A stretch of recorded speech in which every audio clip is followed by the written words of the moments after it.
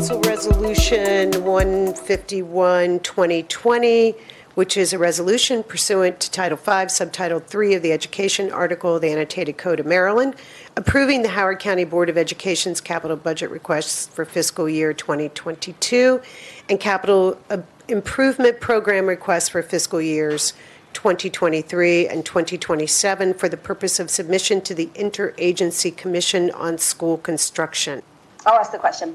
And that is, Mary Young and I both, I think, were at the legislative session for the Board of Education where you guys voted on the final version of this so that it could be before us now. And we could also, I guess, adopt or approve it as part of this. But as I looked at the documents that at least I think I'm supposed to be looking at, I don't see in the long-range master plan some of the items that I thought were addressed by amendments in those discussions. And that is specifically, thank you, Dr. Wu, High School 14, which I thought you made a motion to include. And then I thought there was also discussion of Elementary School 44 and inclusion in that. So I just don't see those in what's included in my personal copy of the fiscal year 2022 to 2031 long-range master plan. And so I just want to make sure that it may be an error on my part, but it is not an omission in what we as the council are approving here, because it was very important for me to see those additional projects get on that long-range plan. And so I was very appreciative of those motions as they came in. I would just like to see with my own eyes those words written down on something that that we're now as council being asked to approve. Councilmember Walsh, yes, the board did vote in the approval to create the Board of Education's proposed capital budget to add elementary school number 44 as well as new high school 14 into the long-range master plan. That has been identified in the board's proposed capital budget and has been noted to the county. We will work with the county to confirm that that amendment has been processed and that those documents can be provided to you. But you are correct. They were added by the board into the long-range master plan. Perfect. Okay, thank you. Again, thank you, Dr. Wu, and those of you who voted in support of additionally including those projects. The yes. administration did send down an amendment, which I think has been provided to the council, but we'll make sure that it's in there if it hasn't been. Yeah, I don't The see amendment it. pre-filed It wasn't is in not our hit virtual yet, book. But it adds schools back in. That's what I was just looking in WebLedge. It's not in WebLedge yet. Yeah, and it wasn't in our virtual book either. We'll make sure that you see it. You know what? I thought that it was forwarded already, but we'll check on that. An updated virtual binder looks like it was posted 14 minutes ago, which I can't download. It's a little late. Which won't No. download. So Sorry. So it's not, you don't have the virtual binder Okay. at all for the work Got it. session is the problem. And we'll deal with that tomorrow. But, so what you have is you have a resending of the legislative binder, and we will make sure that it gets in there if it's not in there. Okay, Okay? all right. Okay. great. Yep. It is. Okay, It's so, page 133 of the PDF for anybody watching from home. Yeah, we'll make sure. well, since I haven't seen the amendment, I guess I will ask whether or not, I don't know what elementary school number this would be, but whether or not 44. a new 44, a new elementary school got on for downtown Columbia for long range. Did that happen? Does anybody know? This again is Dan Luley, Acting Director, Capital Planning and Construction. Yes, ma'am. The 2020 feasibility study currently shows elementary school 44 to be sited in the Columbia area. And elementary school 44 is the school that was added back in by the Board of Education to the long-range master plan. Thank you, Board of Education. We are appreciative. Thank you. So you've got two council members here who are very grateful. Well, three, because Mr. Youngman is grateful that you are pushing forward this Turf Valley site. So yes, Mr. Youngman. Well, he's grateful about the Turf Valley site, but so did I hear you right that what was elementary school 43 for the last 2 years has been pushed to 44, now it's pushed to 45?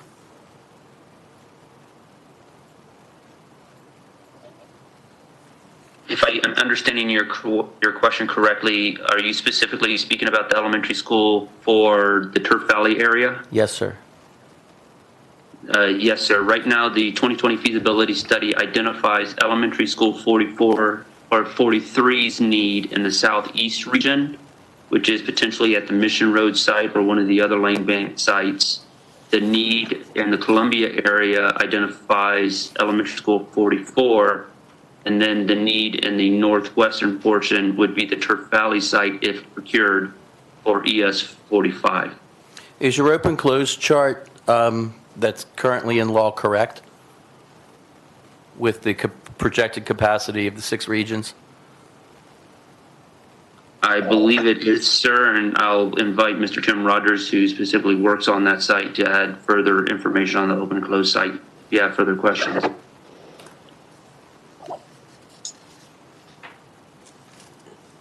Mr. Youngman, did you want to Can you ask? confirm that the site is currently correct? Yeah, as far as I know, Tim Rogers, Office of School Planning, a planning analyst. Good afternoon, everyone.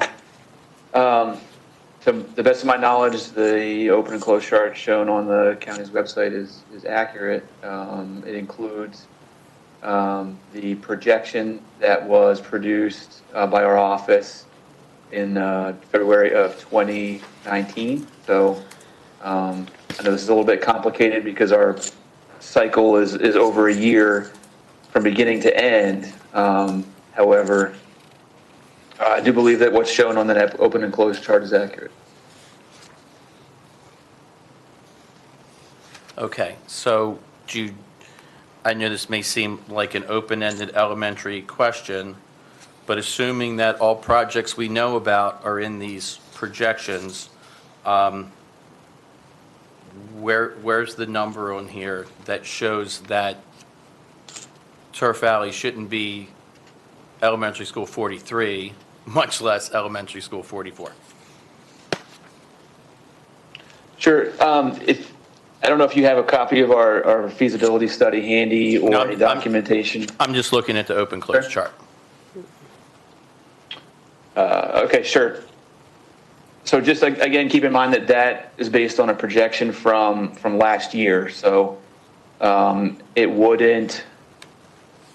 Let me make sure I'm saying this correctly, and it's a complicated 16-month process to go from enrollment projection to open and closed chart. However, in our feasibility study, which includes the most recent projection and most recent housing information, we identified that by 2030, in order for the Southeast to be within 100% utilization, through 2030, the Southeast elementary schools, we'd need an additional 900 seats, which places that need ahead of Western Columbia as well as the Turf Valley area. And I think the key for the Turf Valley area, which would include Manorwood, St. John's Lane, Waverly, and West Friendships, attendance areas, is that we do have capacity available at Bushy Park Elementary School. That's adjacent to this region. Bushy Park Elementary School. Bushy Park is in a region that's adjacent to this region, but that school is nowhere near adjacent to this region.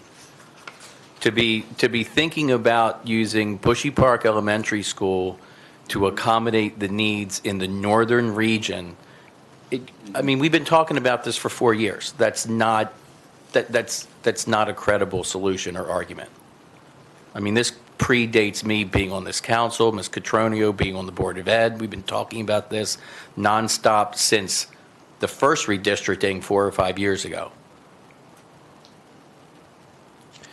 You mentioned that you need 900 seats to bring the southeastern region to 100% in 2030. But how many seats do you need? Well, I shouldn't even say that because it doesn't matter how many seats you need. What region is going to be the furthest from the 100% or 105% that's considered acceptable? It's the northern region. This county council right now is actually considering a piece of legislation that revokes housing approvals on a plan that everyone in government in this county has known is coming since 1985. It's one of the most patently absurd things I've ever seen in government.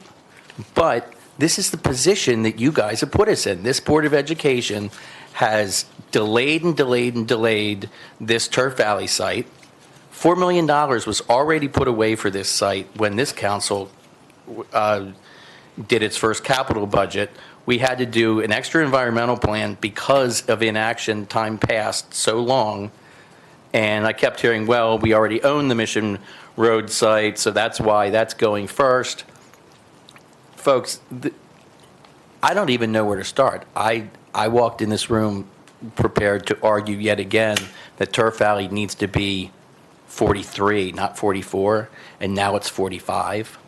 I think it's just a complete failure of Howard County government and the school system that we're even having this conversation. I'll yield. Ms. Catrunia? I think we've been talking about a need for Turf Valley for probably 15 years for a school, so not just during our terms. And I agree with Mr. Youngman that you can look at the map differently and see that it's adjacent to the southeast part. If you go from Dayton Oaks area upward, Triadelphia Ridge, Bushy Park capacity can be utilized rather than going from east to west, which saw a whole lot of resistance in the last redistricting. So I think it's a Board of Ed issue, and I think it's not the final word. I think it's something we're going to talk about because I don't want to build a school because we already have the site rather than build it where we have the proven need over the years. How many years have our schools been closed to development in the northern part of the county? We have capacity in Columbia. Swansfield has capacity. We have capacity in the southeast. And we don't have capacity in the northern part of the county today. Last year, 5 years ago, we didn't have capacity, and it's proven by the feasibility APO and the open close chart. So I agree. I think it's a Board of Ed issue and something we're going to revisit, or at least I will press to revisit it. But I think we've learned our lessons from building schools just because that's where we have the school site and the ripple effect that has on the utilization of our schools. Thank you, Ms. Catrunia. As long as we're talking about we will need capacity, I'm wondering if the school district has already built in the 500 or so single-family homes that are going up in Maple Lawn, for which there's a pre-submission meeting in, I think, a month or less. Do you know if those single-family homes have been built into the projections? I think Tim needs to answer that. I don't know if it was in the current feasibility. Tim would need to answer that question. Okay, Tim? Mr. Rogers? Sure. Yeah, I can confirm that every year at the end of the calendar year, we get the most accurate and up-to-date housing projections that include everything that's proposed and known at the time from Mr. Bronow in the Department of Planning and Zoning. And I'll defer to him on this specific project, since I know we're up to pretty soon get an update to that data. Mr. Bronow? Yes, hi. Hi. Hi, Ms. Young. This is Jeff Brown on DPZ. So I believe you're referring to the Maple Lawn west part, Yes. west parcel? Yes, I am. That just came in for a pre-submission meeting for a Yes. rezoning? Yes. Yeah, those are not in the projections because what was in the projections, I think, are the 26 homes that were planned there originally for Turf Valley, because it doesn't have the zoning right now to be able to build those 400 or 500 units. Oh, Once that okay. zoning is approved, or it could be now that we know that there's a pre-submission in for it, we would then put them in the projections. But they would likely fail APFO. I mean, if they tried to get qualified For 4 right now, years. you know, Yeah. whereas we have other schools that, you know, have already been approved. I mean, neighborhoods have already been approved, and they've been knowing they're coming for like a ton of time. Sorry, I shouldn't. No. I mean, they would, I would assume too that they would fail APFO for Yeah. the 4 years that they would fail APFO for, but then there's 9 trailers at Fulton Elementary, so unless the school district was going to build another major addition to Fulton Elementary, I don't see how there will ever be room at that school since there's already 9 trailers, which is an interesting concept to then just maybe build a whole nother school right there on that site. But, yeah, okay. Yeah. I was going to say, since this is a unique rezoning, because it's a lot of projects, it's revisiting the MXD that was already there. Yep. So I would think as part of the evaluation, there'll be a lot of multiple evaluations for this. Part of that would be the impact on schools because of the amount of units. Yes. Sorry, are you talking about something that's going to come before us when we're wearing different hats? Because if we are, then I would just like to not talk about that right now. I don't know. You know what I mean? Is that Like, are we? Is that coming, will that be a zoning board case? Would it be a zoning board case? Yes, because it would be an MXD, I think it'd be an MXD zoning case. Oh, I see Director Gowan shaking her head, saying, okay, we won't talk about it anymore. I had no idea that Sorry, this is. That I this know I'm would- paranoid, but Yeah, that this would come up before the zoning board. Yes, okay, done. We're done talking about this case, yes. All right, or this, there was only one Development. parte, and it's here right now. well, it's not really ex parte, is it, since we're all here in public talking about it right No, now? that's what I said. There's only one parte. Okay, there's only one parte, yes. It was a bad pun. Oh, it was not bad. But- It was not bad. The only kind I have. Okay. All right, I don't have any more questions. Does anybody else have any other questions on this issue? On 151? The school? Yes, Ms. Rigby. I do. So I guess because we just went through budget about 5 months ago, this is really, I guess, for Mr. Washington. So what has changed essentially in the 5 months between budget and where we're looking at those numbers and now? Because especially when I look at high school 13, there do seem to be some changes, and I'm concerned either A, that we're not going to have the money for that. And I think, and then B, sort of, so I'll start with that one. What's changed in the last 5 months that would make a change from, I think, 16 to 27 million of local bonding authority that you're now coming to the county saying we need it this year instead of the farther out years. And then the second thing is I'm just generally concerned overall about having a realistic plan, because I think one of the things that has frustrated me as a resident and then frustrated me as a council person is when you have a set of expectations because you're looking at the capital improvement plan, and then because it's not realistic, then those can't come to fruition. And so I don't mean to be the downer that's, I know people are excited that we got schools on here, but I'm really wondering if we're going to be able to fund them. So what's happened in the last 5 years, and how realistic is this a plan given sort of the bonding capacity that we still have? Because I think it's $100 million in school surcharge bonds from the last 20 years we're still paying off. Good afternoon, Scott Washington, Chief Operating Officer, and I understand your concerns and I share them. One of the things, if you recall, as we went into the cycle with all these schools, is we talked about the need for continuity of funding and that it would be a challenge. That is one thing that we talked about in the very beginning. Our plan, of course, is to continue to work with both the local and the local, of course, with the state as well, to make sure that we can get the funds that we need to do to be able to have those projects completed. I think the bottom line is, in terms of the fact of, again, and Mr. Luby, correct me if I'm wrong, the numbers on the schools, what has changed in regards to that, sir? You can go into that in more detail.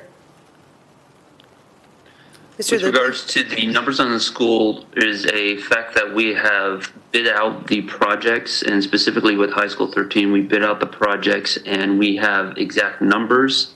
And beyond having the exact numbers within each fiscal year, we now have an understanding of what the actual draw schedule for the individual construction projects are. So not estimates anymore. You actually have the hard bid numbers. You also have the cash flow, what you're going to need each year to make sure you bring the projects to completion. That is correct. In our projects that show on the long-range master plan and even the 5-year CIP, projects that have not gone out to bid yet have a more even flow of cash in the out years. Once we're now into construction, as Mr. Washington said, we have the actual need and the cash flow based off of the schedules, which is how the numbers in the out years, specifically for Hammond and High School 13, as you asked, are shown to be different than they were in prior years. So what happens if the total bonding available for school capital projects is still in that 50 million-ish range? Maybe that's the total money available, then how does that affect all these other projects, all the projects?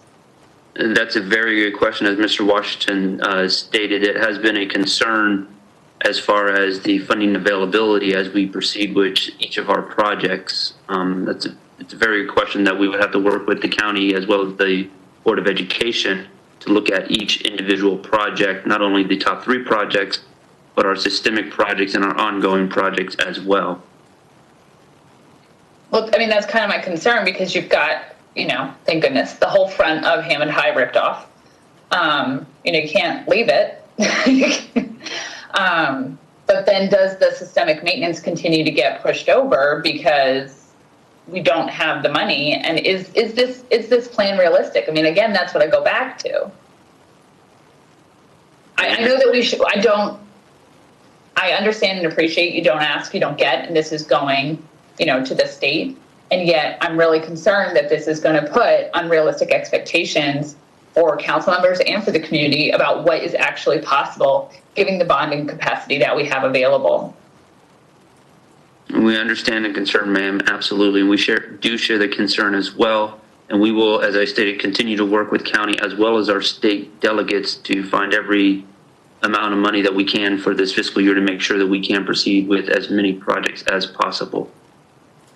I know, but we can't keep it's like it's not available under a rock or hidden in the George Howard Garden. Like, we've all been trying to find the money. We've raised school surcharges. We've done other things to try and get more money, and yet I don't know. It just having one plan 5 months ago and now having a different plan 5 months later, and having at least for high school 13, have it be dramatically different year to year, which I appreciate having the more accurate numbers, and yet I'm still concerned about literally how you're going to make that money work.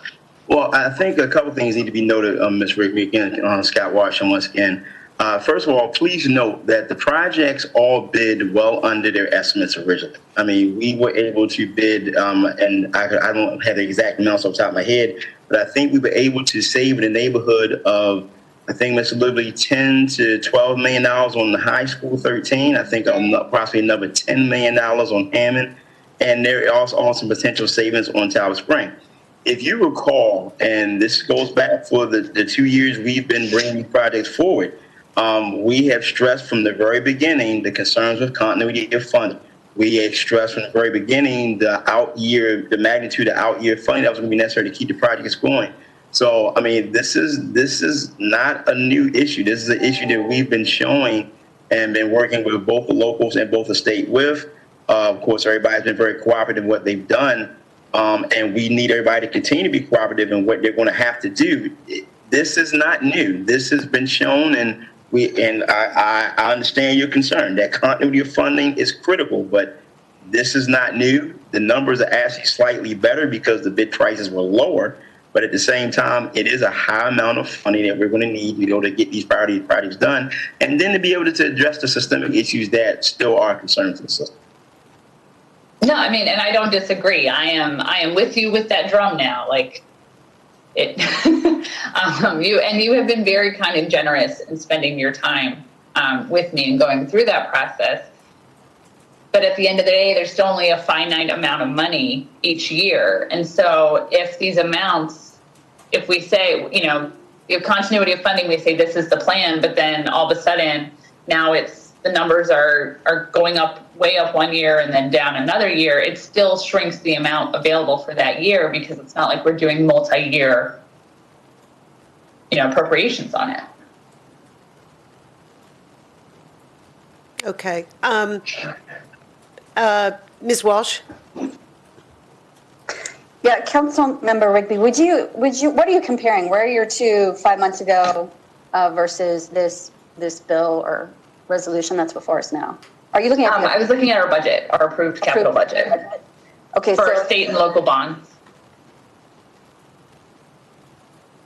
so like on high school 13, I think you're saying 27 million versus 16 million. I'm on the page for, project E1035. Is that where one of your figures is from? That's your 16 million in bonds that have now become 27? Sorry, I have like 12 different windows. I know, no, me too. It took me the whole time you were talking to pull them all up. I just want to make sure now, having gone through that exercise, I'm looking at the same things that you are. Yeah, let me see. And I also have my really organized page of notes just for you. I have that in, let's see, that's 12 to 14 million over, and that systemic renovations went up by 10 million. Okay. This might be unfair, but I am going to ask Mr. Washington to help me connect the dots on my numbers here. Mr. Washington, do you have the year over year, like each year local bonds and how that changed?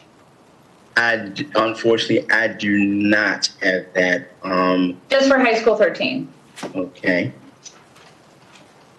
Do you recall how that's changed? Because it's bigger for this upcoming FY22, which we knew was all going to be harder than FY21. Sure. Just give us stuff to look forward to. Mr. Lee, do you have your bond information right in front of you, sir? I unfortunately do not, sir. I'm trying to locate that information. I do not have it in front of me at the moment.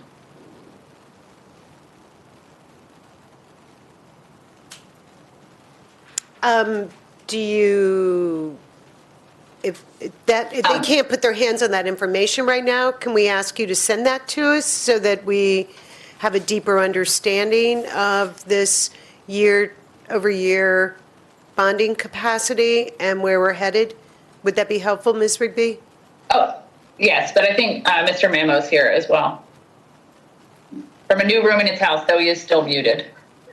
I don't see. Oh, you know what? It might be in 23. It's in FY23, I think, when it goes up a lot. Mr. Mamo, are you muted still? How about now? Can you hear me? Yes. Yes.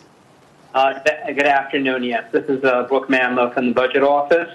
So I do have those numbers in front of me.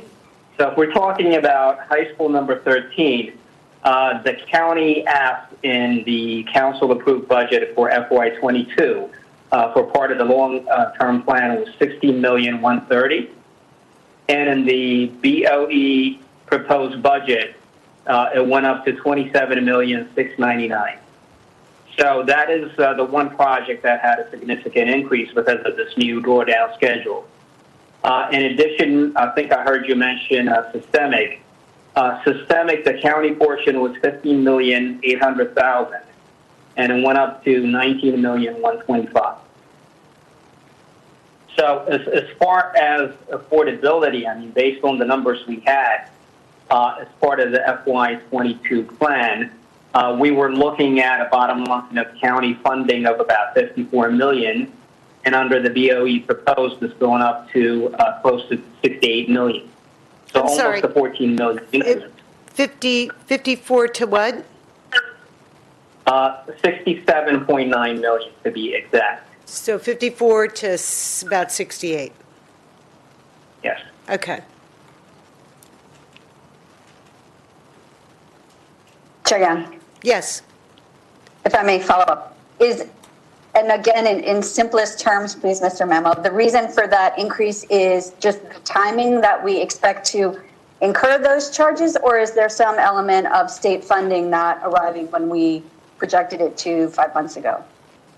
No, so actually, when, again, the big increase coming from high school 13, and I asked the school folks to jump in if I'm misstating things, but for the total project cost for high school 13, the ask from the state and the county over the life of the project has not changed, but the timing has changed. So a lot of the things that were planned out in the out years in FY21 budget about 11.6 million of that is being moved up to FY22. So now we have this huge increase, and that's based on, as the school folks mentioned earlier, based on an actual bid and a drawdown schedule. But the other project that increased, again, was systemic in FY22, going up from 15.8 to 19.1 million. Okay. Are there other specific questions? I just got a note that we only have captioning until 5 o'clock, and we've got some big topics left, but I want to make sure everybody has their questions out there on this topic. I'll just leave with the last comment of you can knock out a lot of deferred maintenance and expand capacity with renovating and expanding Oakland Mills High School. Just out there. There you go. Dropping it every time. Mr. Youngman. I'm not going to ask my recurring question. I'm just going to read from what happened down the road not long ago. The PG County Board of Education voted 11-1 to approve the building of 6 schools with a P3. The county's equity investment, $30 million. Yes, there'll be costs over time, which in all honesty in a P3 is actually kind of nice because you can't kick the can down the road on deferred maintenance. You have to maintain the buildings. $30 million of GO bonds, 6 schools going to be ready in 3 years. I saw that, Mr. Youngman. Yes. I just have one question. I don't know if you all have a crystal ball yet over there in the school district, or Mr. Mamo, if you've heard anything, whether there will be more money for school construction from the state this coming year. Has anybody got a beat on that? I'm happy to hear from anyone. I mean, their primary is, I'm not sure how much I can help in this regards, but what I'll say is that, because a lot of their primary income is sales tax, that is a real issue for the state, whereas we're a little bit more steady over here. But it looks like Kirsten has more to add. Oh, my assistant is here. Kirsten? Hello. What I was going to say was I asked Dr. Salmon that a couple of weeks ago, and she didn't indicate that there would be any, because I asked specifically about deferred maintenance because of our concerns about the ventilation systems and Right. And making sure that they're ready for kids to return. And she didn't indicate any desire from the state to do anything, because that's where we really need it right now too, is also the systemic renovations. So, we talk about the school construction funding and, crossing our fingers and stuff, but, there's not really any good indication from anybody, except for I was curious if Hogan's announcement about the rainy day fund, whether or not that would have any school related impacts, and it's not going to come to us at all. Okay, thank you, Ms. Coombs. He didn't even mention childcare. I don't see us getting any help, Ms. Coombs, either. But so far, and I think a few months ago he said this, and You're muted. oh, can you hear me? No, it's not. I heard him. Okay. The build while you learn money was still in play, right? Say that again. The build to learn money Not build was while you still- learn. I'm thinking of live where you work. The build to learn program. Build to learn And program. because they were concerned about the budget in the short term, but their long term, as far as capital stuff, they still felt pretty good about. Am I correct in that? Ms. Coombs, you're muted. Sorry about that. But there's a connection to the Kerwin bills, so they're kind of tied together a little bit. So since that was vetoed, we're not exactly sure how that's all going to come together again. Okay, thanks.